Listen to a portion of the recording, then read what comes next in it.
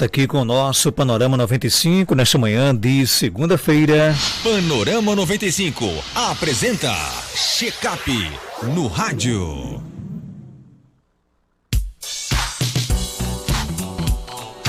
Check-up no rádio, hoje com a nutricionista Isabelle Cláudia. Seja bem-vinda aqui ao nosso Panorama 95. Isabelle, bom dia. Bom dia, Marcos. Muito obrigada. E bom dia a todos vocês, ouvintes da 95. O nosso WhatsApp é o 992053030. Manda para cá a sua pergunta. O nosso tema de hoje é nutrição e gordura no fígado. E aí, Isabelle? E aí?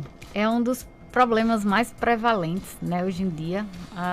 Estima-se que a população esteja entre 20% a 40% da população tenha esteatose hepática, né? A conhecida gordura no fígado. Mas o que é isso, Isabelle? O que é essa gordura no fígado? É um depósito de gordura no nosso fígado que vai comprometer as suas funções. E nós sabemos hoje que já foram descritas mais de 500 funções para o fígado. Mas e o que é que acontece? Isso é prejudicial? Sim, porque dependendo do estágio, né? Essa é uma doença que ela avança, tá? Então, ela inicia com esteatose hepática em vários graus, né? Em 4 graus, vai começando a avançar se você não cuidar, se você não mudar seu estilo de vida. Ela avança aí para uma hepatite gordurosa, né? Uma esteatohepatite que nós chamamos. Evolui para uma cirrose e um câncer hepático. Então, é uma doença basicamente de caráter de estilo de vida. Como assim, Isabelle? Maus hábitos alimentares, fumo, álcool, né? E principalmente estilo de vida, como falta de atividade física, o sedentarismo e alimentação errada, basicamente. Qualidade de sono também, um soninho sem ser reparador, também prejudica muito essas funções. Então, assim, é um acúmulo de acontecimentos. Não venha me dizer, Isabelle, é porque a semana passada eu comi errado e eu tô com a gordura no fígado. Não, é um acúmulo de situações, de acontecimentos e de ingestão de alimentos errados que você faz ao longo da sua vida e gera essa gordura no fígado. Tá certo, Marcos?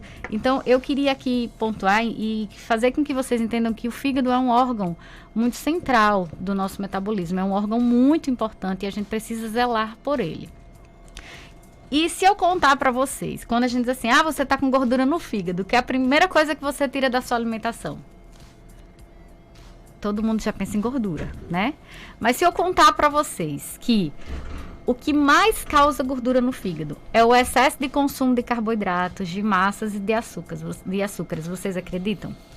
Acredita, né? Que eu não vou estar mentindo para vocês. Claro, com certeza. Se você falar, eu acredito, né? Então, o excesso de consumo de açúcar, esses bebidas adoçadas, açucaradas, como refrigerante, todinhos, todas essas bebidas, sucos de caixinha, elas trazem um excesso de uma substância que a gente chama frutose, que vai causar aí, esse excesso vai causar muito mais, vai causar muito mais a gordura no fígado do que propriamente a gordura, tá certo? Então, é um percentual muito alto em relação a esse excesso de carboidrato, tá bom? Então, gente, como é que a gente poderia controlar isso? Fazendo principalmente um controle de ingestão desses carboidratos, né? Evitar esses carboidratos refinados, pães em excesso, bolachas em excesso. Quando eu falo isso para os pacientes, eles chegam e me olham torto, assim, porque não se imaginam comendo algo que a vida inteira eles foram adaptados, né? Eu conversava com uma amiga minha esses dias, que também é nutricionista, e ela falando, Isabelle, as pessoas perderam o hábito de procurar comer pela manhã uma macaxeira, comer uma batata doce, sempre é pão, é bolacha, é cuscuz, sempre aquele excesso realmente de carboidratos.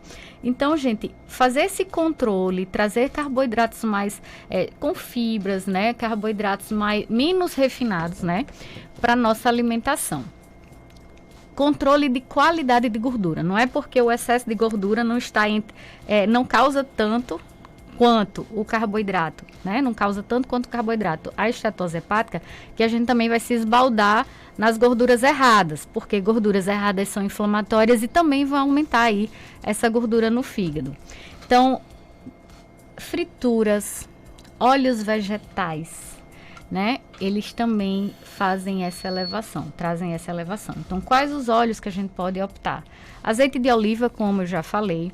A gente fala do azeite de oliva, do óleo de linhaça, do óleo de abacate, tá? De gergelim, óleo de semente de uva. A semente de uva é riquíssima em nutrientes e antioxidantes, então óleo de semente de uva. Então esses óleos, eles são muito saudáveis para a gente estar adicionando à nossa alimentação.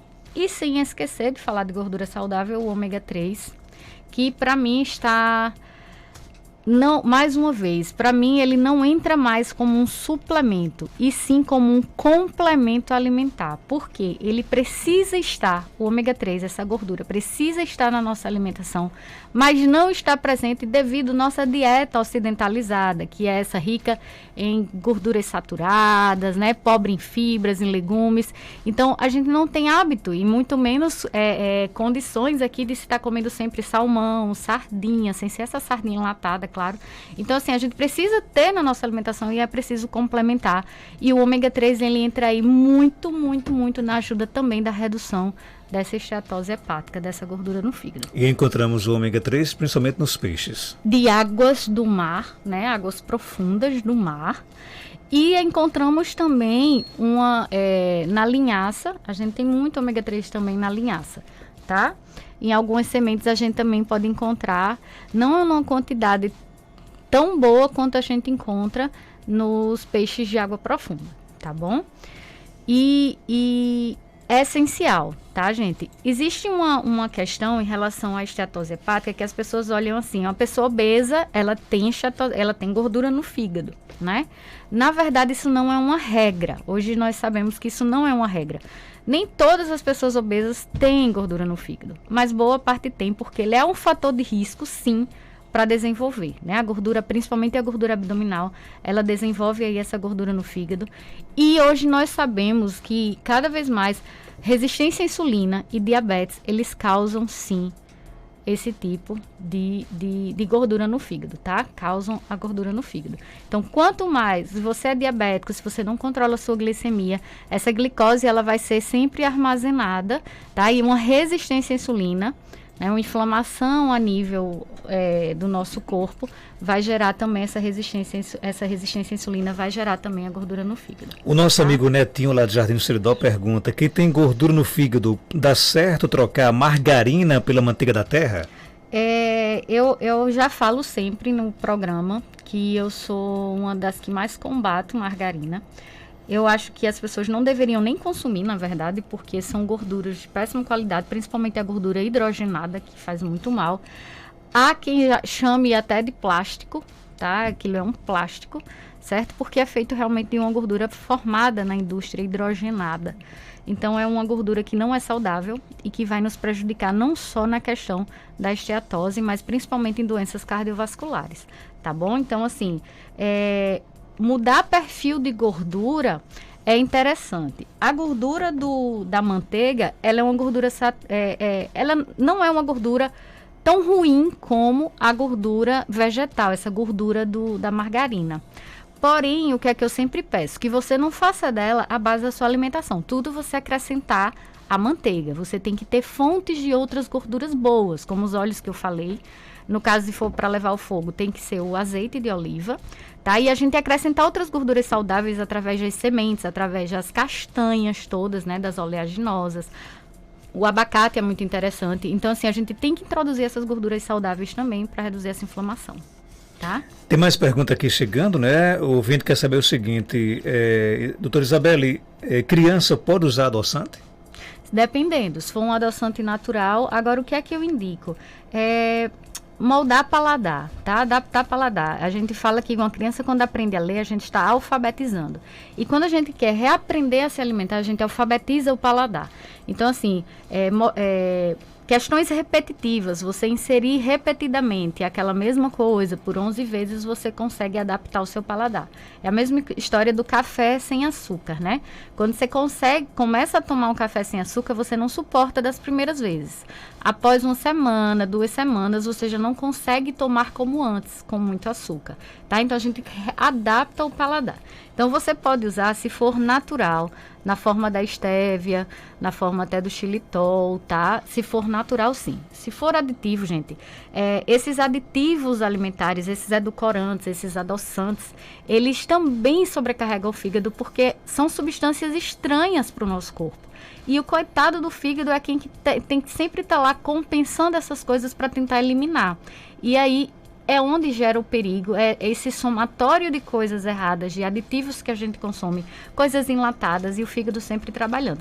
Chega um ponto que ele não consegue fazer, que a gente chama essa detoxificação, né? Então assim, vamos amenizar a historinha aí para ele e só se for realmente natural. Ou você tentar readaptar esse paladar, tá? E dependendo da idade também, né? Okay. Tem uma pergunta aqui no nosso Facebook, né? Da nossa amiga Mônica Medeiros, lá em Cruzeta. Abraço para Mônica. Oi, Mônica. Ela sempre assiste aqui o nosso programa pelas redes sociais. Isabelle, qual o melhor horário para tomar o ômega 3? Então, o ômega 3 sempre próxima refeição, de preferência, ou no almoço, junto do almoço, antes, um pouquinho do almoço e antes do jantar. Algumas pessoas sentem alguns desconfortos quando tomam ômega 3, né? E aí eu sempre oriento a iniciar essa suplementação à noite, antes de dormir, para diminuir desconforto. Mas se você tomar junto à refeição, né, no almoço, no jantar, você diminui esses desconfortos com certeza e também não sente nada. Então, ele precisa estar junto das refeições, tá bom? Hélida Vanderlei, bom dia para você. O ômega 3 da farmácia pode? Sim. Gente, assim, entendam o que eu quero dizer. Nós não temos, mais uma vez, reiterar o que eu falei, nós não temos o hábito de consumirmos ômega 3 através de alimentação, até porque é um custo muito elevado. Eu não tenho como falar para alguns pacientes que ele tem que consumir sempre salmão, por exemplo, cavalinha, por exemplo, né? A nossa dieta ocidentalizada, e até pelo custo disso, muitas vezes não é possível. Então, a gente recorre sim à suplementação, que nesse caso é uma complementação extremamente necessária, tá? Agora, o que eu quero que vocês entendam, o ômega 3 da farmácia, sim. Porém, ele tem que ter um selo de pureza, né? Que ele está livre de, por exemplo, metais pesados, vamos supor. E ele tem que ter um selinho que chama IFOS, que é o IFOS. É um selinho de pureza do ômega 3, tá certo? Então, você tem que observar lá no rótulo do ômega 3 se ele tem esse selinho IFOS. Tá bom? Então, é uma complementação que a gente faz durante o dia. E para que vocês entendam, gente, o ômega 3 hoje, estudos, toda a literatura traz muitos benefícios do ômega 3. E quando eu falei da resistência à insulina, só para que vocês entendam, eu vou tentar explicar da melhor forma possível. Quando a gente tem um intestino hiperpermeável, ou seja, você tem um intestino em desequilíbrio, uma microbiota, que é as bactérias do intestino em desequilíbrio, tá? Todo mundo tem bactéria no intestino, agora a gente tem que permanecer aí em maior quantidade as bactérias benéficas, tá? Então, quando a gente tem um desequilíbrio, onde tem mais crescimento de bactérias que não são do bem, vamos dizer assim, e nosso intestino não está saudável, está permeável, deixando passar muitas coisas, o que é que acontece? A gente causa uma inflamação intestinal e vai diretamente, gente, tem uma ligação muito direta intestino-fígado. E o que é que acontece? Passa substâncias, fragmentos de bactéria. Eu gosto de brincar dizendo assim, que bactéria não precisa estar viva para fazer mal. Ela é igual o fantasma, né? Ela morre, mas vem puxar seu pé. Tá? Então, assim, ela morreu lá, fragmentos dela vão passar para o fígado e causar inflamação e gerar também estetose hepática, né? A gordura no fígado. Olha que loucura. Então, um simples fato do seu intestino estar em desequilíbrio causa também essa gordura no fígado e resistência à insulina. E onde entra o ômega 3? Diminui a inflamação, bloqueia a resistência à insulina, tá? Um sisteminha que acontece lá no fígado, e ele vai bloquear aí essa geração de resistência à insulina, tá bom? E também, no caso, por tabela, a redução da gordura no fígado, tá bom? Então, é muito importante a gente adicionar, trazer para a dieta o ômega 3, que ele é anti-inflamatório e traz muitos outros benefícios. Dilma Maria pergunta, óleo de coco é saudável? Óleo de coco é sempre um assunto muito polêmico, né? todo programa tem a polêmica. Hoje vai ser o óleo de coco. Então, assim, gente, óleo de coco, ele tem muitos benefícios, né? Dê a César o que é de César. Ele tem muitos benefícios. Mas o que é que eu sempre tento que as pessoas compreendam? O óleo de coco é uma gordura saturada, tá? Quando é levado ao fogo, ele tem um ponto de fumaça muito pequeno. Então, assim, rapidamente ele chega ao seu ponto de fumaça de uma pior saturação. E ele, quando você faz do óleo de coco a base da sua alimentação, ou seja, sempre essa gordura saturada como base da alimentação, você não usa outros tipos de gordura, o que é que acontece? Esse óleo de coco, ele vai causar a mesma coisa que aquela bactéria, a inflamação, tá? Se seu intestino não estiver saudável, estiver hiperpermeável, ele pode causar inflamação também pelo excesso, tá? Então tenham cuidado, nunca em excesso. E eu vou trazer em relação ao óleo de coco, o óleo de palma, tá? Hoje em dia se usa muito óleo de palma. Você vai dizer, não consumo óleo de palma. Consome na bolacha que você come, no pão da padaria, do pão da padaria que eu digo, esses pães de forma, produtos industrializados no geral usam óleo de palma, porque o óleo de palma hoje está sendo o mais viável para as indústrias por ter baixo custo e ser mais resistente, tá, gente? Então, o óleo de palma é um dos maiores e piores produtos para o nosso fígado, porque ele age exatamente como esses pedacinhos das bactérias, tá? E é altamente inflamatório. Então, vocês tenham cuidado sempre no que vocês vão consumir, tá? Equilíbrio. O nosso amigo Samarone pergunta se cuscuz é prejudicial a quem tem diabetes. Tudo na vida depende, né? Eu amo a palavra depende. É o seguinte, tem pessoas que, dependendo do seu contexto alimentar e quantidade de consumo, sim, ele pode ser prejudicial.